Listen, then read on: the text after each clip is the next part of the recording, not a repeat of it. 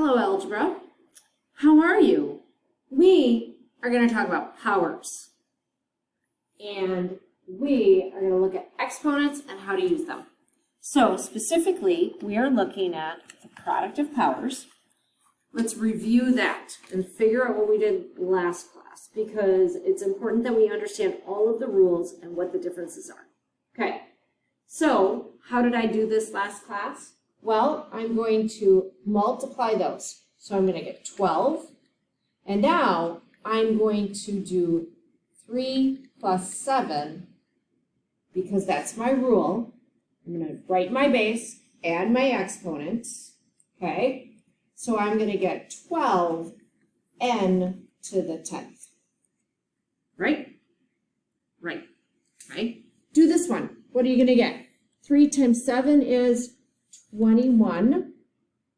Y. 4 plus 5. When you get the rule, you can skip that step. And you could just go to 21y to the 9th. But I want you to practice this step if you need to understand the rule. Okay? So, let's recap the rule. When we multiply two monomials, we first multiply the coefficients, then we write the base, then we add our exponents. Okay? So, we don't do this when we're combining like terms. We do this when we're multiplying two monomials. So let's look at another rule. Today we're going to look at power of a power. So power of a power is where I've got a monomial with an exponent raised by another exponent. Okay? So I want to look at what happens if I expand this. This is 3 squared to the 4th power. So what's my base? I'm hoping you said 3 squared. So I've got 3 squared multiplied together 4 times. 3 squared times 3 squared times 3 squared times 3 squared. Okay? So if I simplify that using my rule that I learned just before, that would be, my base is 3, and I would be doing 2 plus 2 plus 2 plus 2. Right? If I add those 2's together, I get 8. Do you see a pattern? Do you see a shortcut? I'm hoping you do. But let's look at one more. Let's look at r to the 4th. So r to the 4th expanded would be r to the 4th times r to the 4th times r to the 4th. Okay? If I use my rule from last class, the product of powers, I would get r, my base, 4 plus 4 plus 4, which is r to the 12th, right? So if I've got r to the 12th, do you see a pattern? What are you seeing as your shortcut? Here's my rule. If I have a monomial raised to a power, and then that whole thing in parentheses is raised to a power, I can use the rule that I write my base, and I'm going to multiply my m and my p. Okay? Actually, I'm going to go with the same color scheme, and I'm going to make that blue. Sorry. So my base stays the same. I multiply my exponents, and I can rewrite my numbers. So let's look at an example. So here I b to the 3rd raised to the 5th. What's my base? My base is b. What's my exponents? 3 and 5. So I'm going to multiply those. What's 3 times 5? 15. Okay? Let's try number 4. My base is g. What's my multiplication? 6 times 7 is 42. So it's g to the 42. We're going to do 5 and 6 in class, so I'll talk to them. All right, let's look at one more rule. Power of a product. So power of a product means I've got a monomial raised to a power, but then sometimes I've got one like this, where I've got an exponent inside there.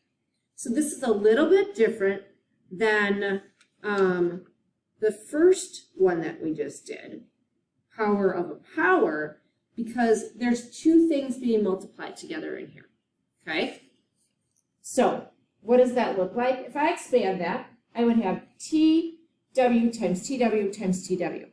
Now I could combine those like terms and make it T times T times T and W times W times W. And if I do that, I am going to get T to the third power, right? There's 3 of them, and W to the third power. Okay, cool. So what about if I've got T times Y times Z squared raised to the third power?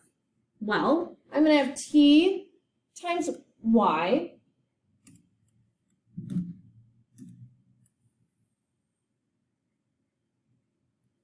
Z squared, and I'm going to have that 3 times, but look, I only wrote it twice, so I need to write that 3 times. My base is TYZ squared, and I need to multiply it 3 times. TYZ squared, TYZ squared, TYZ squared. 2, I'm saying, why do I keep saying 2? T, that's a 2. I'm so sorry. 2YZ squared. Okay, so if I combine my like numbers and variables, I would get 2 times 2, y times y times y, z squared times z squared times z squared. Okay, so if I use my rule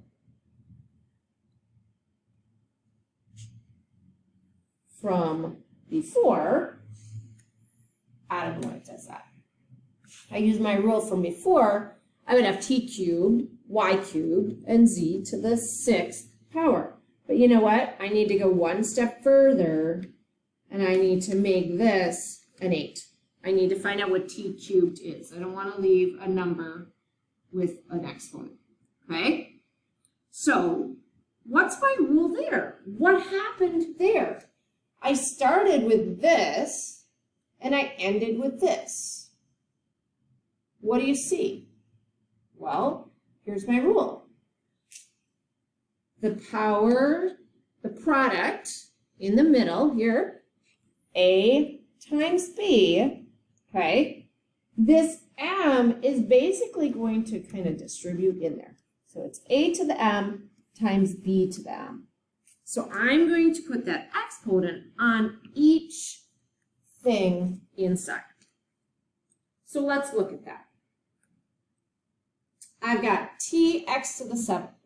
Why do I keep saying t? 2x to the 7th. So I have 2 to the 7th, x to the 7th, right? So what's 2 to the 7th power? Well, take your calculator, do 2, hit your caret button, and hit 7, and you will get 128x to the 7th. Okay? All right, now let's look at number 8. Number 8, what's my base? I've got a negative 2 to the 5th power. I got an x to the 5th power. But now look here, I have a y to the 3rd. What do I do with a power to a power? What do I do? Well, let's write that out. That's that rule that we just used, right? Let's take one more step. Negative 2 to the 5th power. You need to have this in parentheses if you entered into the calculator. And you're going to get negative 32. You're going to still have x to the 5th. That's not going to change. But what am I going to do with these? I'm going to multiply. So I'm going to get y to the 15th. All right. We will finish 9 in class. God bless.